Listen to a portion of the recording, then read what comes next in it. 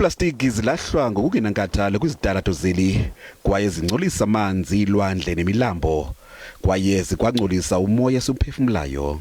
We continue to work collaboratively at the global level with key partners and countries. We are signatory to the Basel Convention that deals with the issue of plastic pollution. Imibutho ejongene nokusingqongileyo ayonelisekanga ngoku, ifuna urhulumente azibophelele kumnqophiso okwenza ngcono ekulawuleni ungcoliseko lweplastiki.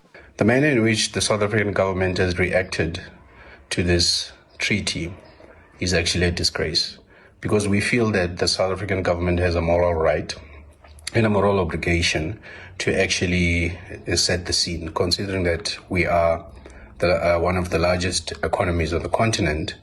Umbutho iGreenpeace uthi urhulumente ufaka uxinzelelo ngabezoshishino. We believe that the South African Department of Environmental Affairs is actually captured by business interest, because we have seen that from the approaches that they have taken by only consulting business and only listening to the ideas that are put by business when it comes to averting the plastic crisis. Nangona kunjalo iinkampani ezivelisa iplastiki kweli zizama indlela zokunciphisa lengxaki yongcoliseko. When one buys this product, it's actually contributing into reducing global warming. That's number one. Also, when one buys this carton, remember that it's recyclable. Kwaye amazwe ahluphekayo ngawona luva kakhulu lwamvila lungcoliseko lweplastiki.